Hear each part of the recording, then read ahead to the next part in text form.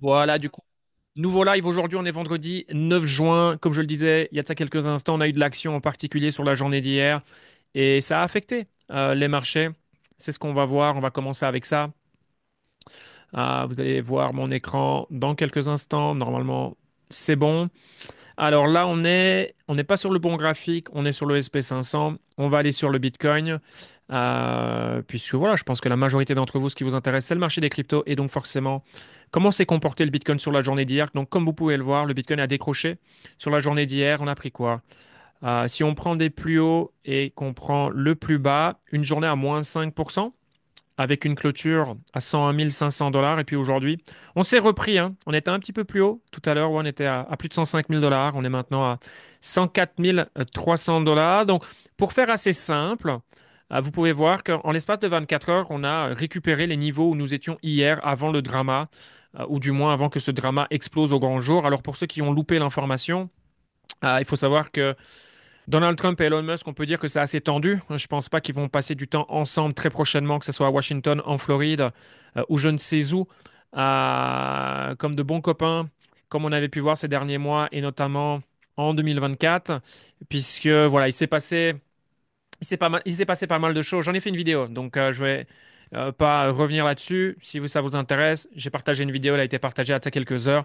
Elle est disponible sur ma chaîne YouTube, mais ça fait maintenant plusieurs semaines que Elon Musk a quitté ses fonctions au sein du Doge. Et vous connaissez Elon Musk. Voilà, c'est difficile pour lui de garder sa langue dans sa bouche. Donc forcément, si il a besoin de dire quelque chose, il va tout simplement le dire et il va du coup s'exprimer sur sa plateforme qui est X, anciennement Twitter. Donc voilà, pas mal de négativité, pas mal de posts, voilà. Ouais, négatif en fait. Donc forcément, ça plaît pas à Trump, au camp Trump. Et puis voilà, ça s'est envenimé dans la journée d'hier. Et puis bah voilà, Elon Musk, il est parti. Il était chaud. Là, pour le coup, il était chaud. Et il a notamment voilà, partagé des informations comme quoi le dossier Epstein, s'il n'est pas sorti, c'est parce que Donald Trump y figure. Il y a eu d'autres choses. Donc forcément, bah, les gens se sont dit, What the fuck, mais qu'est-ce qui se passe ici? Et puis Elon Musk a lancé le mot récession. Alors, dans le contexte dans lequel nous sommes aujourd'hui, partager le mot récession, on pouvait vous assurer que les gens avant le mot récession qui étaient bullish, la moitié sont devenus bearish. Donc forcément, il n'en fallait pas plus pour que les marchés paniquent. Et donc voilà, vous avez une réaction instantanée sur le Bitcoin.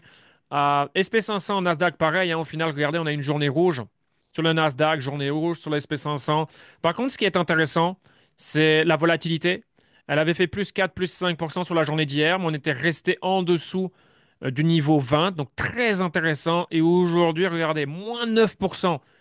Ça, c'est probablement l'une des informations les plus importantes de la journée, 24 heures après, même moins, c'est de voir la volatilité qui chute. Et ça fait longtemps qu'on n'a plus un VIX à 16,80. La dernière fois, c'était quand? C'était ici. C'était en février 2025.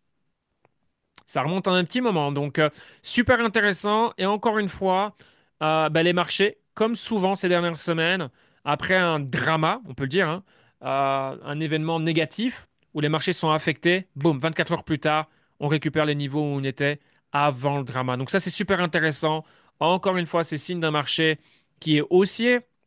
Donc, voilà, encore une fois, les gens qui ont paniqué hier, qui ont vendu parce qu'ils ont pris peur. Que dire? Voilà, c'est comme ça. Les marchés financiers, c'est littéralement, voilà, l'argent, il passe d'une poche à une autre. Quand il y a des perdants, il y a des gagnants, et quand il y a des gagnants, il y a des perdants. Alors bien sûr, là où il y avait des raisons de paniquer, c'est sur Tesla.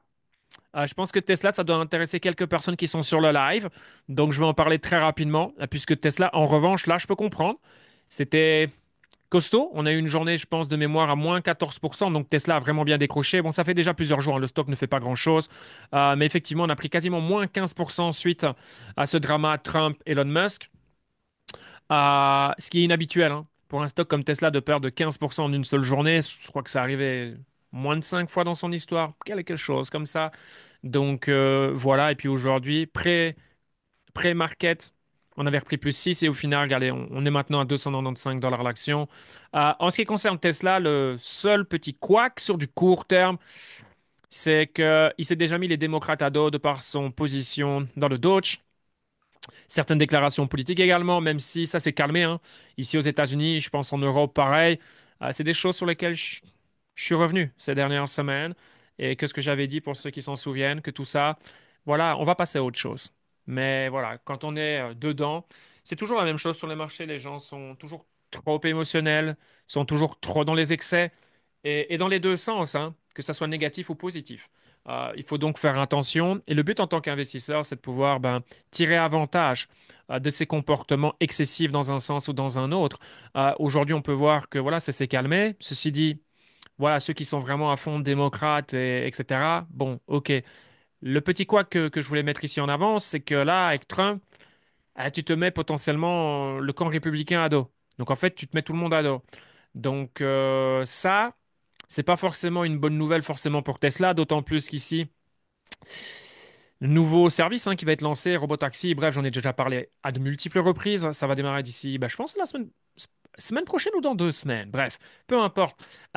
Et la conduite autonome, 100% autonome, euh, chaque État, c'est des régulations différentes, etc. Enfin bref, c'est ultra complexe. Et si vous vous mettez tout le monde à dos, quand il y a de ça 2 semaines en arrière, c'était beaucoup plus facile, je pense, pour Elon Musk et Tesla d'aller dans des États républicains. Vous voyez ce que je veux dire? Et installer son service sans trop de problèmes et commencer à scale et aller prendre le marché américain. Là, maintenant, c'est mon point d'interrogation. Je ne sais pas. En fonction de la gravité, de si ça va continuer ou du c'est bon, c'est fini. Ils se sont parlé au téléphone. Maintenant, c'est bon. On se tait. On se focalise sur nos histoires. Je pense que c'est la meilleure chose pour tout le monde. Parce que bon, je sais plus qui m'en avait parlé hier, plusieurs d'entre vous. Je sais pas si vous êtes connectés, mais ça fait pas bon genre. On parle quand même du président des États-Unis. L'autre, c'est l'homme le plus riche de cette planète Terre. Enfin, réglez vos histoires entre vous, quoi. Et certainement pas sur Internet. Donc, voilà, ici, c'est ma seule, allez, petite inquiétude, entre guillemets. Même si ça pouvait faire plonger le stock, ça ne change rien à ma thèse sur le long terme. D'ici 5 ans et plus, ça change strictement rien. Tout le monde aura déjà oublié tout ça. Donc voilà, si ça fait chuter le stock, bah, personnellement, ça pourrait me permettre de continuer à bâtir ma position sur le long terme. Donc voilà, affaire à suivre. J'anticipe une question qu'on m'a posée, puisque beaucoup de gens sont bullish sur Tesla. C'est pas pour rien que Tesla, depuis un bon moment maintenant, c'est l'un des stocks les plus, là où il y a le plus de volume, hein. Avec Palantir, lors de la journée record, j'en avais parlé, Tesla était numéro un. Et si on regarde jour après jour après jour, du lundi au vendredi, Tesla est souvent dans les top 10 des stocks les plus tradés. Euh, donc voilà, est-ce que j'achèterais du Tesla ici? Est-ce que j'ai buy the dip? Absolument pas. Parce qu'on n'est pas dans des prix qui m'intéressent et j'ai aucun besoin en fait par rapport à ma position d'acheter du Tesla. Encore une fois, moi Tesla c'est sur du très long terme par rapport à ce que la compagnie va devenir parce qu'elle est aujourd'hui. Donc voilà, si quelqu'un se pose la question, bien que je vous déconseille de copier ce que moi je fais, chacun sa stratégie, chacun sa vision des choses, mais voilà, je ne touche pas en Tesla. Que le cours monte, que le cours descend, je m'en fiche. Parce que s'il monte, ok, cool. Et s'il descend, ok, je peux commencer à prêter attention. Si on redescend en dessous des 230 dollars l'action et qu'on se rapproche des 200 dollars, alors là, ouais, je vais clairement commencer à m'intéresser, certainement commencer à acheter et continuer mon DCA, ou plutôt à bâtir ma position. Donc voilà la petite parenthèse Tesla. Là, ok, s'il y a des gens qui ont paniqué, qui ont vendu, bon, ça fait partie du jeu. Voilà, allez, entre guillemets, ça passe, mais c'est un bon apprentissage. Même si, je tiens quand même à dire une chose. euh, et je l'ai déjà dit publiquement, j'en ai déjà fait des vidéos sur Instagram. Est-ce que Tesla est surévalué par rapport à ce que Tesla est aujourd'hui? C'est la seule compagnie parmi les 7 magnifiques, notamment les grandes compagnies qui ont manqué les earnings, bla bla bla. Yes, c'est surévalué pour le moment, Tesla. C'est pour ça que pour moi, ça sert à rien de se précipiter. Si on est bullish sur Tesla, mais qu'on n'a pas encore du stock Tesla, parce que par exemple, ici, quand je disais dans le VIP, achetons du Tesla, enfin achetons. J'achète du Tesla, l'opportunité, elle a été partagée. Après, chacun prend sa propre décision, bien évidemment, c'est toujours la même chose. Ben, c'est là qu'il fallait acheter, éventuellement développer sa position. On reste quand même avec le dessus de la zone, on est à quoi, 20? Ouais, 25% dessus encore. D'accord? Donc voilà, si on veut du Tesla, on n'a pas de Tesla. Franchement, ça sert à rien de FOMO. Le FOMO, on l'a tous, hein. On s'entend bien, on l'a tous. Le but, c'est de le diminuer au maximum pour se rapprocher de zéro. Mais les occasions sur Tesla sur les prochaines années, croyez-moi, vous allez encore en avoir. Parce que la force de Tesla, c'est aussi sa faiblesse, c'est Elon Musk. Voilà. Une déclaration, un chic, un tchac, et regardez. Ben voilà, on a eu le parfait exemple hier, vous prenez moins 15% dans les dents. C'est des choses qui peuvent encore arriver. Ok, donc voilà la petite parenthèse Tesla, ou sinon regardez la journée d'aujourd'hui, hein. Sur les 7 magnifiques, il y a tout qui est vert. Vous voyez? Je suis sûr, là, sur la journée d'hier, les gens pensaient, c'est parti, allez, tout va être rouge. Regardez, tout est vert. Tout est vert. Et ce qui est super intéressant, et là, ce que je vous partage, c'est super important, et c'est pas mon opinion, ce sont des faits. Le sentiment qui domine le marché, il est bearish. Et ça, c'est super intéressant. Le marché, il est haussier, on a eu une reprise sensationnelle ces dernières semaines sur le stock market, même sur le Bitcoin. Alors, je sais, le Bitcoin, c'est une autre histoire. On va pas se mentir, hein, on va parler familier, ça fait un peu chier les altcoins, elles bougent pas. En fait, on avance, puis dès que le Bitcoin stagne ou recule, ben, on a l'impression qu'on avance de 3, on recule de 5. Donc au final, ça fait plus chier qu'autre chose. Mais le Bitcoin, regardez le Bitcoin, même jusqu'à aujourd'hui, on prend 36%. Au plus, on avait quasiment pris 50%. Encore une fois, pareil. Les gens veulent de la performance, les gens veulent gagner sur les marchés, mais les gens sont pas prêts à agir quand il faut agir. C'est exactement la même chose. Pareil, dans le VIP, il y a des gens qui sont dans le VIP qui sont connectés. Qu'est-ce que j'ai dit? Pendant plusieurs semaines consécutives. 84 000, 82 000 dollars, c'est surtout à ce moment-là. Et déjà, je l'ai même dit, moi, j'achète, pas avec du stablecoin, avec du nouveau cash. Très différent. Je prends du nouveau cash. Voilà, le cash. Voilà. J'ai pas une vision bullish sur le cash, loin de là. Là, pour le coup, on le sait, c'est bearish court terme, moyen terme, long. Ah putain. Euh, Là, au moins, voilà, c'est bearish, quoi. Donc voilà, j'ai pris du nouveau cash et 82K, 80K, 78K. J'étais acheteur sur le Bitcoin. Pas mal, non? Et ça, c'était pour moi le meilleur move à faire sur le marché des cryptos, c'était le Bitcoin. Ensuite, on a eu Ethereum. Et là, bravo. Bravo. Alors, moi, j'en ai pas pris. Voilà, j'avais fait un sondage. C'est grâce aux membres que ça a été partagé. J'ai bien fait de le partager et j'ai été surpris du nombre. Au final, peut-être plus de gens ont vu ce que moi je ne voyais pas. Enfin, je sais pas. Bon, après, j'ai pas partagé le signal pour faire plaisir, hein. Parce que voilà, c'est quelque chose, j'en avais déjà parlé sur des lives publics, hein. Mais voilà, je me montrais patient. Vu la configuration sur Ethereum, je savais que la probabilité de rentrer à la maison, donc atteindre cette zone, était très, très, très, très importante. Et que pour toute personne intéressée par Ethereum, c'était probablement le bon moment. Le risque est faible et le reward est important par rapport à ma lecture des choses, en sachant que je suis bullish sur le marché sur le long terme et ici même sur le court moyen terme. Donc, Ethereum est rentré à la maison, comme vous pouvez le voir, et pendant plusieurs jours, on est resté dans la zone d'achat. Et au final, le stock, pardon, Ether a décollé, comme vous pouvez le voir, et on reste, mine de rien, à du plus quoi. Le Ethereum limite est à 1004, mais on va prendre le dessus de la zone. On est à 54%. C'est pas mal, hein, sur Ethereum, sur un des coins les plus détestés. Et surtout, ce qui est intéressant avec Ether, regardez-moi ça, franchement, c'est beau, hein. Regardez, pendant que le marché ne fait pas grand-chose, voire panique, eh ben, on a un Ethereum qui consolide. Après, une magnifique pousse, et si on prend des plus bas, c'était 1400, voilà, je sais plus, voilà, quelque chose ici, et on monte au plus haut, on a pris 93%. 93%, les amis, sur Ethereum. D'accord? Après 93% de croissance, le truc consolide. Regardez ce que Bitcoin a fait ces derniers jours. Pas grand-chose. Donc ça, c'est le signal le plus positif sur le marché des cryptos présentement, c'est Ethereum. Et jusqu'à preuve du contraire, Ethereum, c'est le leader indicateur des altcoins. Voilà pourquoi aujourd'hui, toutes les personnes qui désespèrent avec l'alcool season, blablabla, je peux le comprendre, parce que c'est long, surtout pour ceux en particulier qui ont rejoint 2023. Pouah, euh, tu attends le moment dont tu as entendu, vu des gens en parler, expérimenter ce genre de choses. Tu veux être le prochain, c'est normal. Tout le monde. Et là, tu attends depuis littéralement 2 ans et c'est chaud, quoi. Donc, donc voilà, mais ça, c'est le signal le plus positif pour les altcoins. Même si le signal numéro un, bien sûr, c'est Bitcoin, qu'on s'entend bien. Bitcoin, c'est le king, c'est lui qui donne le tempo, mais derrière ça, c'est Ethereum. Et Ethereum BTC, regardez-moi ça. Intéressant. Donc moi, ici, ce que je veux voir, c'est Ethereum qui break ici. Là, ce serait envoyer un signal clair. Donc, à voir dans les prochains jours. Bon, il y a un petit peu de marge, hein, quand même. C'est pas Ethereum contre USD, hein, c'est contre BTC. Donc, il faut qu'Ethereum fasse mieux que BTC de plus 5% ici pour break, 5-6% dans les prochains jours. Ça peut arriver. Ça peut arriver, exemple, semaine prochaine. C'est totalement possible. Donc, ça, c'est la satisfaction niveau crypto.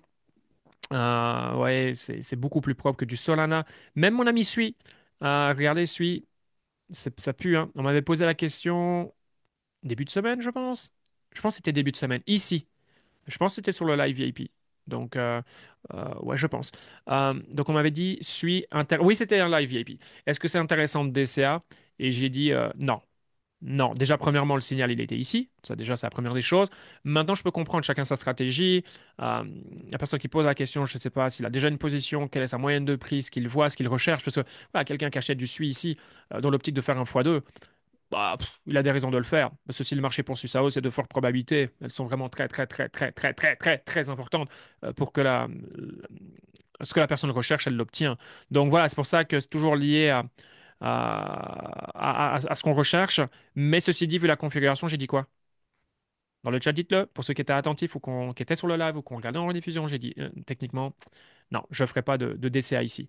Parce que voilà, c'est pas propre. C'est plutôt. Enfin, j'ai pas envie de dire que c'est dégueulasse, mais c'est pas top. Maintenant, voilà, comme le Bitcoin ou l'Ethereum par rapport à la journée d'hier, on a une reprise, on est même plus haut que les niveaux d'hier. Donc, bref, je veux voir SUI remonter ici pour redevenir potentiellement intéressant. Donc, voilà en ce qui concerne SUI. Mon petit préféré au niveau des Layer 1, un petit peu en difficulté ces derniers jours. Après, si on regarde depuis les plus bas, il a fait quoi? Il nous a donné quoi? Bon, il nous a donné 124%, hein. Des fois, il faut aussi mettre les choses en perspective. Et si on reste aujourd'hui, on reste sur du 66%. Bon, c'est pas mal, hein. Il y a pire. Ok, donc ça, c'est celui. Et puis, voilà, ça fait un petit moment que j'en ai plus parlé. Et je sais que je dois saouler certaines personnes avec ma dominance Bitcoin. Croyez-moi, j'aimerais en parler moins. Je veux la même chose que vous, moi, qu'on s'entend bien. Mais quand on était ici, j'ai toujours dit que pour moi, je pense pas que c'est le top. Pour le moment, c'est le top, hein. Pour le moment, c'est le top.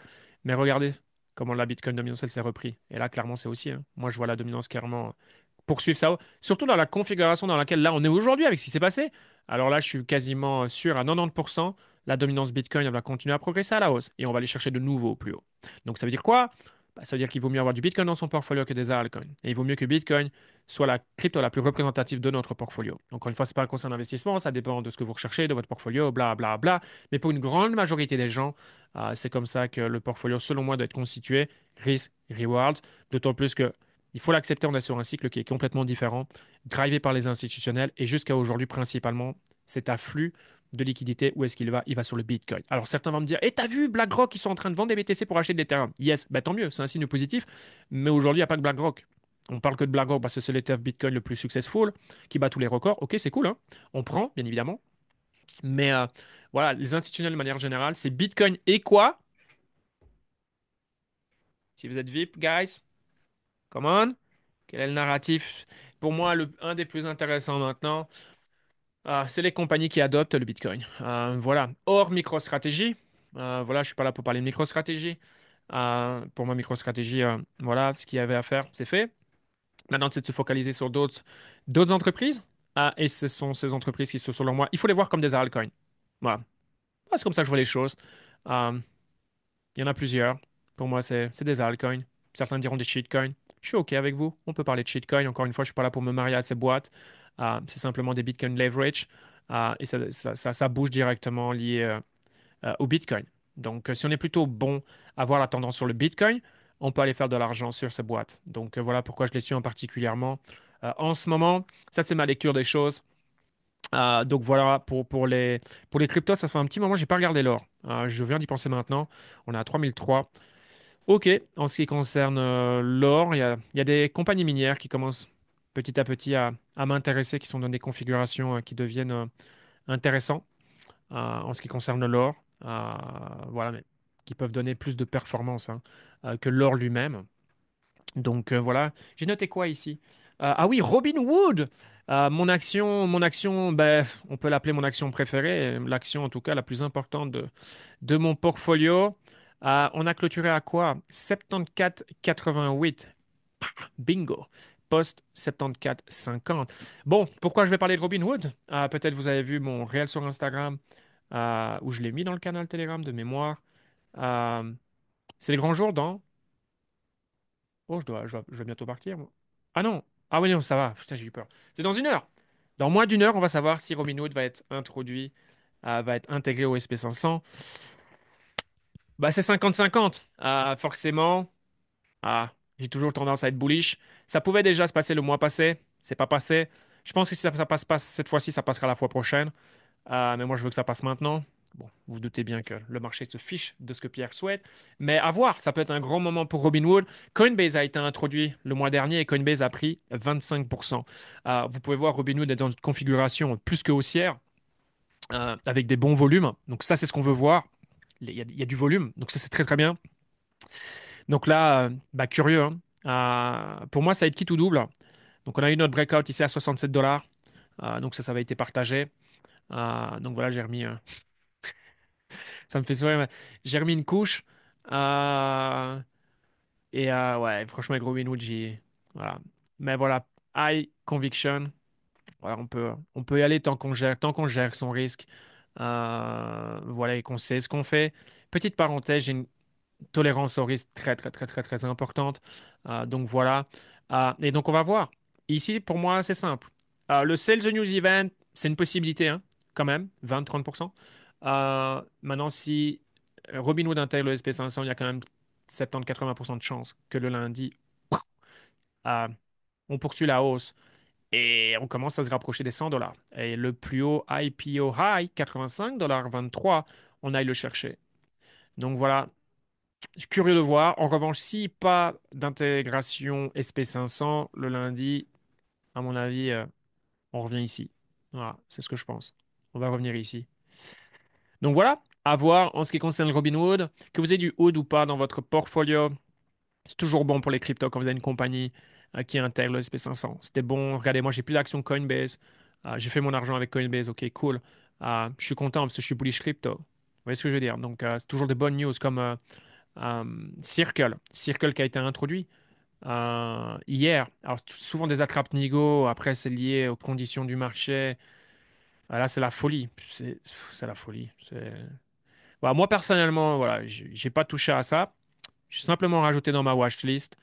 Mais voilà, Circle, vous connaissez le stablecoin USDC. Donc voilà,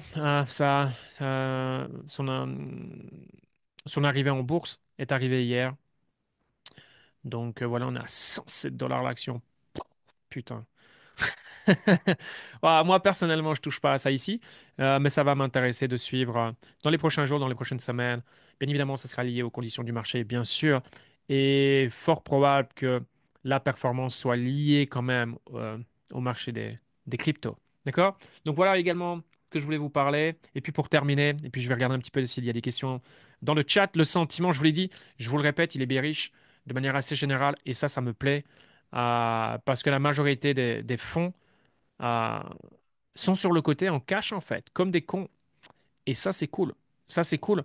Et on peut voir que les données en fait sont bonnes. Même moi, je suis plus bearish, hein. Donc même moi, je me fais surprendre. Euh, Après, attention, parce que et vous pouvez confirmer dans le chat, hein. Mais pour moi, c'est plutôt juillet-août. Donc là, on est en juin. Donc c'est plutôt juillet-août où voilà, je les attends au tournant, les chiffres. Et ça se trouve, je me trompe. Et si je me trompe, je serais super content. Mais là, regardez encore une fois, mai, les taux de chômage, je les ai partagés.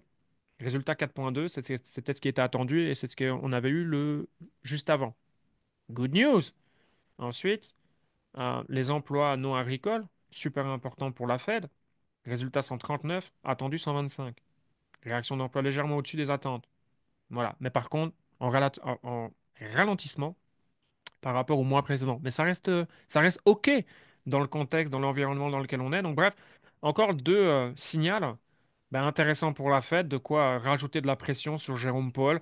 J'ai vu, hein, il se prend des cartouches. C'est plus. Maintenant, il n'y a pas que Trump, hein. Enfin, il n'y avait déjà pas que Trump. Moi, je parle que de Trump de manière assez générale. Mais j'en ai encore vu aujourd'hui, hein, qui ont réagi et qui mettent des cartouches à Jérôme Powell. Donc là, Jérôme Paul se fait fusiller. Je vais arrêter mon partage d'écran. Jérôme Paul se fait fusiller par Donald Trump. Il l'a encore critiqué. C'était hier ou il y a 2 jours. Bon, vous apprenez à me connaître, hein. La notion du temps, c'est pas mon point fort. Donc c'était voilà, dans les dernières heures, il l'a encore fusillé. Monsieur Too Late. Regarde en Europe, ça fait la 8e fois, il baisse les taux, blablabla. Bla, mais là maintenant, on commence à avoir de grands financiers, des personnes importantes de Wall Street qui commencent à aller dans le sens de Donald Trump, dire ouais, Donald Trump, il a raison. Euh, Mais what the fuck, qu'est-ce que tu branles? Excusez-moi mon langage, Jérôme Paul. Donc, la pression s'accentue sur Jérôme Paul à la Fed. Le prochain FOMC meeting aura lieu le 18 et 19 juin. Bon, les attentes sont simples, pas de baisse des taux. Donc voilà, entre maintenant et le 18-19, il se peut se passer pas mal de choses. C'est toujours la même chose. On est sur des marchés où tout peut se produire. Mais ça va être intéressant. On aura des baisses des taux cette année. Enfin, c'est mon avis, hein. Donc, ne vous basez pas sur mon avis. Mais regardez les marchés de toute façon. Sans baisse des taux, regardez les marchés. Voilà. On voulait un Bitcoin qui fasse de nouveaux plus hauts, mais pour moi, c'est super important. Super important. Le Bitcoin a fait des nouveaux plus hauts, mais on a battu plein de records. En fait, on a tout battu. Clôture weekly, clôture monthly, nouveau record, bref, on a tout battu. Super. On n'a pas eu de baisse de taux. Et regardez l'environnement dans lequel on est. Et la majorité des gens sont bearish. Est-ce que c'est pas une configuration idéale quand techniquement le marché vous dit une chose et que la psychologie vous dit l'opposé? C'est pas un peu ce qu'un investisseur, comment vous dire, c'est un investisseur expérimenté, intelligent recherche? C'est le genre de setup que vous voulez. Et c'est le genre de pari que vous prenez tous les jours. Moi, je prends ça tous les jours. C'est ça qu'il faut comprendre. Les marchés, c'est des probabilités. Si les probabilités sont avec votre côté, vous y allez. Après, vous gérez votre risque. Bien sûr, mais vous devez y aller. Donc voilà, c'est super intéressant ici. Le sentiment est de moins en moins bearish, mais il reste bearish. Le SP 500, le Nasdaq sont à moins de 3% de faire des nouveaux plus hauts historiques. Imaginez-vous un instant, si courant du mois de juin, les marchés financiers font de nouveaux plus hauts. Et les institutionnels, ils sont pas là. Vous pensez qu'ils vont faire quoi? Qu'ils vont rester sur le côté en cash? I don't think so. Pourquoi? Ils ont des comptes à rendre à leurs clients. Et leurs clients vont leur dire, eh, qu'est-ce que tu branles? Les gens, voilà. Vous voyez ce que je veux dire? Donc, ils vont avoir la pression. Et donc, ça se trouve, ils vont même devoir faire des mouvements qu'ils ont peut-être pas forcément envie de faire. FOMO. On peut parler de FOMO. Donc, encore une fois, on n'y est pas, hein. Mais ça reste le scénario le plus probable, c'est de poursuivre la hausse, faire de nouveau au plus haut. Bitcoin, pareil. Là, le Bitcoin, si on tient la zone dont j'ai partagé 101,6, 101,8, 104, à la limite, on peut même consolider dans cette zone. Ça va encore calmer un peu plus le marché. Si ensuite on casse 107, moi, c'est pour moi les 107. Si on casse 107 et qu'on les casse franchement, pour moi, direction de nouveau au plus haut. Ah, donc voilà. Et de là, je m'attends à ce que les altcoins suivent comme elles ont suivi lorsque le Bitcoin a commencé à décoller et faire de nouveau plus haut. Et je pense que Ethereum va suivre 3K et emmener le marché avec lui. En principe, majoritairement les hauts cap dans un premier temps. Donc là, si vous me posez des questions mid cap, micro cap, low cap, la réponse est quasiment la même pour tout le monde, bien sûr. Il y en a qui vont tirer leur épingle du jeu, c'est toujours la même chose. Mais de manière assez générale, c'est très difficile parmi des milliers de coins de choisir les bons. C'est ça qu'il faut accepter, c'est ça qu'il faut comprendre. Donc voilà moi comment je vois les choses pour les prochains jours, pour les prochaines semaines. Et bien sûr, il faut toujours mettre une réserve parce qu'on reste sur un marché rempli d'incertitudes. Et à n'importe quel moment, il peut se passer un truc. Ukraine, Russie, ça dégénère. Trump qui... Là, la Chine... Ah, je l'ai pas partagé, regardez.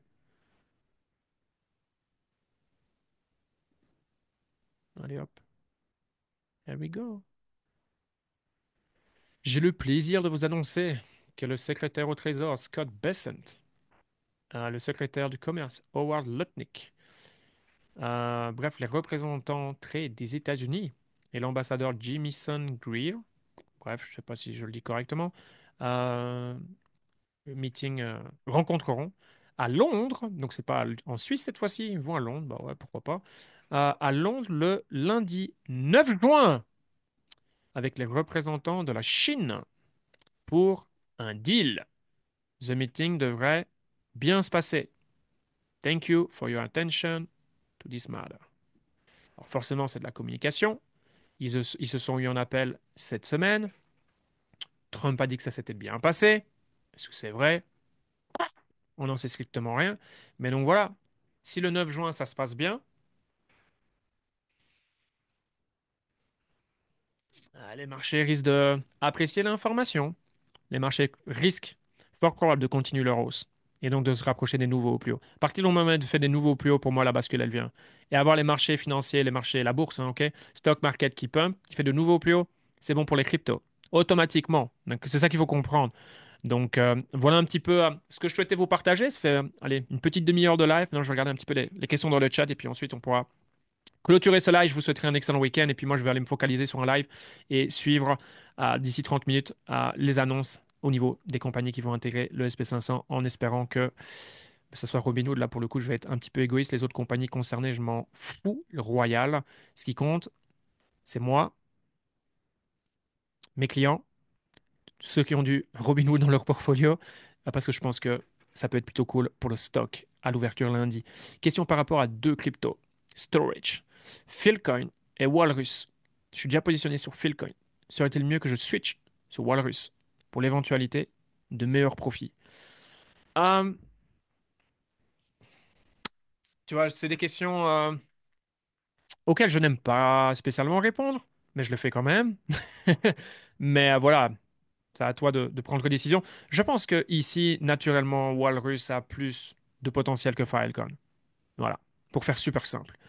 Euh, Maintenant, les marchés sont... Voilà, le marché des cryptos, tout peut se passer. Mais si je devais en choisir un, je vais sur Walrus. Voilà. Yeah. Et Walrus sera directement corrélé à Sui, la hype sur Sui, son écosystème. En plus, tu le sais, Sui est un petit écosystème. Il y a peu de top coins. Il suffit que Sui reparte, soit de nouveau haussier, qui réattire la lumière, la liquidité, etc. La hype qu'il avait il y a quelques semaines par le passé. Et ça va aller sur des coins comme DeepBook, Walrus principalement. Bien sûr, il y aura des low cap qui auront un petit peu d'attention, mais c'est des balles de ping-pong, poum, poum, poum, poum, poum, poum. Éventuellement de nouveaux coins. Mais ici, pour répondre à ta question, je pense que Walrus bénéficiera de la performance dessus, d'autant plus que c'est un des coins qui est poussé par les gens derrière Sui. Et ça, c'est bien évidemment super important, d'autant plus que c'est des gens qui savent s'y prendre, parce qu'il y a vouloir faire les choses et faire les choses bien. Et c'est des gens qui comprennent l'importance de savoir se marketer, être présent en ligne. C'est fini les marchés financiers 1980-1990. Vous allez me dire la crypto, ça n'existait pas. Mais la crypto, ce n'est que ça. C'est de la hype. Donc, peu importe votre projet, il est magnifique, tout ce que vous voulez, vous savez l'importance du fondamental. Les gens qui vous disent le fondamental, c'est des gens qui n'ont jamais fait d'argent. Point. Le fondamental, on s'en fout. C'est comme ça. Jusqu'à aujourd'hui. Est-ce que les choses peuvent changer éventuellement? Yes. Mais fondamental a peu d'importance. Ce qui va avoir davantage d'importance, c'est comment tu peux mettre en avant ton token. Comment tu vas pouvoir susciter de l'intérêt? Comment tu vas pouvoir faire en sorte que les gens veulent investir sur toi, chez toi et pas ailleurs? Parce qu'il n'y a jamais eu autant de concurrence sur le marché. Il n'y a jamais eu autant de shitcoin, coin, appelez ça comme vous le souhaitez. Donc voilà, voilà. Hum, yeah, j'ai vu, c'est ma petite frustration de la semaine, puisque je vous en ai parlé dans le VIP. Mais ça n'a pas atteint la zone souhaitée, donc il n'a pas été partagé. Donc je fais référence à Metaplanet. Et Metaplanet a décollé aujourd'hui, il a pris 30%. C'est une des premières informations que j'ai vues en me réveillant. Ça arrive. Il peut totalement recorriger, mais voilà, pour moi, Metaplanet peut être un meilleur play que MicroStrategy. Je vous l'ai dit début de semaine. Regardez cette semaine. MicroStrategy ne fait rien, Metaplanet, boum. Et je pense que ça va continuer dans ce sens-là. Euh, voilà. Mais là, pour moi, je peux pas, personnellement, je peux pas toucher à Metaplanet ici. Voilà. Not me. Ok, ça j'ai répondu.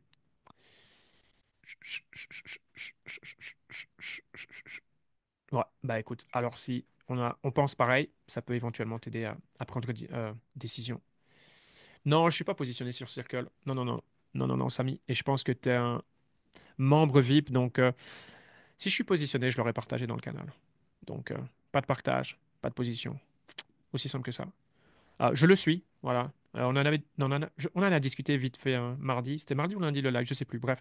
Euh, non, je le suis, mais je touche pas. Je touche pas. Je touche pas à ça pour le moment. Voilà. Merci Pierre. See you. Ok, guys, je pense avoir répondu à toutes les questions. Voilà, c'était court. On garde ça en 30 minutes. Et voilà, si aujourd'hui vous voulez step up vos skills, step up le level, augmenter vos chances de succès, minimiser les risques, je pense qu'aujourd'hui le meilleur investissement risk-reward, c'est d'être membre Bullpen VIP. Clairement, je pense que les membres sur ce live peuvent vous le confirmer. Surtout niveau prix, c'est pour moi un no-brainer. Et une fois qu'on est dedans, je pense que ça fait du sens. Et j'ai encore eu une réflexion hier liée au prix. Mon prix, en fait, pose problème. C'est que on pense que bah, si c'est que 50 balles, il ne doit pas y avoir grand-chose à l'intérieur. Non, c'est pas ça. Pour moi, le truc doit se vendre 200, 250. Si c'est même 300 balles le mois, pour moi, c'est le juste prix. Aujourd'hui, tant mieux, c'est 50 balles. Donc voilà, j'ai eu cette réflexion hier. Je sais que c'est pas la première fois. On se dit, ouais, pour 50 balles, il ne doit pas avoir des trucs de ouf. ou c'est pas son focus numéro un, bah écoutez, demandez à ceux qui sont dedans ou jetez un œil par vous-même et vous verrez que non. C'est cadeau. Excellent rapport qualité-prix. Merci Cathy pour ton message. Voilà, voilà. Sur ce, et si vous avez des questions par rapport à Bullpen, n'hésitez pas, faites pas les timides, mais regardez ces dernières semaines, ce qui s'est passé dans le canal. Voilà, il y en a qui peuvent en profiter, il y en a qui préfèrent regarder, il y en a qui préfèrent faire de l'argent, il y en a qui préfèrent regarder les autres faire de l'argent. Up to you guys, faites votre choix. Sur ce, passez un excellent week-end, on se voit la prochaine. Ciao, ciao.